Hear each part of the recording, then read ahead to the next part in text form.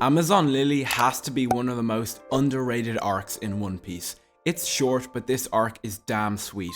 This arc gets overlooked so much when it comes to the best arcs in One Piece, and what makes it underrated isn't the epic fights or the new characters, it's the fact that this arc is absolutely fucking hilarious. Amazon Lily is about an absolute lunatic who somehow managed to crash land on a magical female island that no one is even sure exists. And you would think that this man would attempt to even get a little bit intimate. After all, the women here are like 90% naked 24/7, but no, this pure-hearted maniac proceeds to cause absolute mayhem throughout the streets, ends up kidnapping someone, beats the bejesus out of the fighters in the Colosseum, and somehow manages to make the empress of the entire nation completely fall head over heels in love with him. And he has zero intention of ever loving her back. Like, he is just bringing her along for the ride. So please get comfy, as I'm going to go over the entire arc from other people's perspectives. But for the first part, I just want to talk about the beginning of the arc. So Luffy crash landed in Amazon Lily after suffering a terrible defeat in Sabaody. And like his crewmates could be dead, he doesn't have any idea where they are. And you would think that the first thing he should do is try and find the ship or contact them, but no. He proceeds to get as high as possible on every single mushroom he comes across. I'm talking laughing mushrooms, crying mushrooms, every single type of mushroom. He got so high, he started eating parasitic mushrooms literally just for shits and giggles. He made Snoop Dogg look nothing more than a bad joke. He ate so many shrooms, they literally started growing out of his body. Anyways, from here I want to take the perspective of three citizens of Amazon Lily: Margaret, Sweet Pea and Ophalandra. And they're just minding their own business, doing their rounds, when they stumble across what seems to be the most horrific situation they have ever seen. Like, they're in absolute shock. They don't know if this is a murder scene or what the hell happened, and they end up carrying his mushroom infected body into Amazon Lily. And by the way, they have completely no idea that he's actually a man and not a woman. Like, they've never even seen a man before. And once they get there, they start ripping off all the mushrooms on his body and absolutely burning off all the stems to get rid of the infections. And they also give him a bath. Now keep in mind, you as Sweet Pea have never even seen or talked or know anything about a man and their biology. So you just presume that there was only one mushroom left. And all I'm gonna say is, thank God Luffy is made out of rubber, because I don't even want to even imagine what would have happened if that was anyone else but Luffy in that position. And thankfully, I guess, the village elder appears, Granny Nyon, and she tells everyone that Luffy is actually a man. And everyone is just completely shocked. But from here, I want you to take the perspective of Luffy.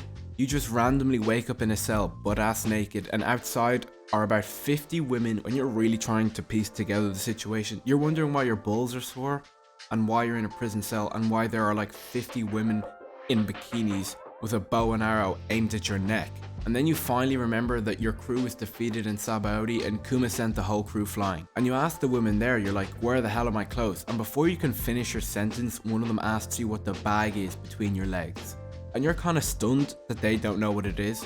And you tell them, you know, like, listen, it's my family jewels. And by the way, you're still wondering why they're incredibly sore, but anyway, then they ask you to take your family jewels out, and you're just like, what in the fuck? Are you trying to kill me? And finally, they give you back your clothes. Only you notice that they put flowers on your clothes, and you, as the manly man you are, you get angry and you ask them, why the heck is there flowers on your clothes? And all of a sudden, every woman on the other end of that cage just goes into fight or flight mode and is about to execute you on the spot. And you're just confused, like, what the hell did I do? And that's when you clock it and you realize that there are no men on this entire island. Literally all women. Anyways, you break out of the cell before they can kill you, and you start running around as per usual, like a maniac. But here I want to switch to the perspective of Margaret. So you are Margaret, and you and Sweet Pea and Ophalandra are to blame for bringing this man into the village. But you didn't know he was a man, and now everyone thinks that he's dangerous and should be killed. So you just go along with it. You try to take him down with all the other women, and you spend a long time trying to catch this guy. I mean, it's like he's playing Assassin's Creed. He's just jumping, stretching all over the place, and out of nowhere, this lunatic grabs you and runs away from the crowd. And he's just running up to the top of the wall, and you're a little scared, but you really don't sense any hostility from him, so you just presume that he's just going to stop at the top of the wall. Like, there's no one up there, it's secluded enough, right? Well, this lunatic gets up to the top, takes no more than one step, and then completely jumps off the other side, sending you both plummeting towards the ground at Mach speed. And that's when you realize that this man is out of his fucking mind. Like, you literally think you're just going to die. You're falling hundreds of meters at Mach speed, and you don't see any sort of parachute or anything. And then this absolute nutcase blows his body up like a balloon, cushioning the fall and saving your life. And he is just completely unfazed, like absolutely nothing happened, and you're just like, stay the fuck away from me, you complete psycho. But you still get that sense that he has no intention of hurting you. And he asks you if you kept a small piece of paper from his clothes, and you're just like, oh yeah, a small piece of paper, I have it. I kept it just in case, as there was writing on it. And he takes it back, and you end up having a nice chat. You tell him about the Snake Princess and the Kuja pirates, and he tells you about his friends and the Viver card. And this chat does not last very long, as more warriors show up to kill Luffy before the Snake Princess returns. Now, I want to switch back to Luffy's perspective quickly. Your plan is to ask someone for a ride back to Sabaody to see your friends again, and you come to the conclusion that if you need to have a ship, you need to live in a big house high up. So you go looking for a big enough house and you find one. But quickly again, I want you to take the perspective of Boa Hancock, the Snake Princess. You, as Miss Hancock, have had a very rough day. You've been out to sea for a while, the Navy is still pestering you about the war, and when you finally get home, you realize everyone's acting a bit odd. But honestly, you're too fed up to care, and you just go to have a bath. You have this whole big thing where no one can see your back, so absolutely no one is to be in the castle when you're bathing. And literally 3 seconds after you hop in, a man comes crashing through the roof. Keep in mind, you are the empress of a nation that has one rule: no men allowed. And you were just in a complete state of shock. And on top of that, he has seen the secret on your back, so now you just can't even let him leave. Like, you have to kill him. And you, as the Snake Princess, you're dubbed the Pirate Empress for a reason. No man can resist you, as you are probably one of the most beautiful women in the world. And you have this devil fruit that lets you turn people into stone with their dirty thoughts. And you have done this to countless men before without a hitch. And it should especially work on this man, as you are naked and in a bath. But no, our pure-hearted main character completely resists your power twice, and then just jumps out a window of a 10-story building, and you're just completely like flabbergasted. Like, the events that just bestowed upon you were so outlandish, you're not even sure if they were real. And you just go back to your bath and you send your top soldiers after him. And your soldiers end up capturing him, and they bring him to the fight pit, or whatever it's called.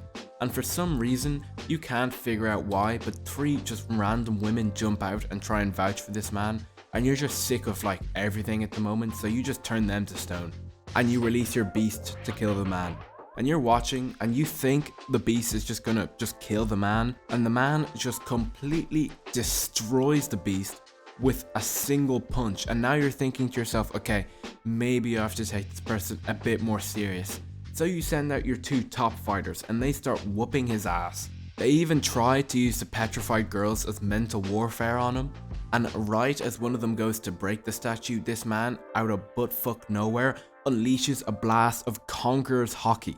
The Haki that only 1 in a million people can have. The same Haki you have as a warlord, and then everyone just starts keeling over and going unconscious, and you're just stunned. Like, who the hell is this person? He's just acting like it's a regular day. Like, does he have no idea what's happening right now? But anyway, you tell your fighters to keep fighting him, and this time the man starts doing a little better, and you get kind of worried. And then Sandra Sonia's back gets exposed, and you think it's all over. You think you're going to be cast out. You and your one secret is about to be revealed to the entire world. You're fearing the worst. And this nutcase jumps, covers up her back out of pure kindness, and then you tell everyone to evacuate. And now you have no choice but to at least listen to him or reason with him.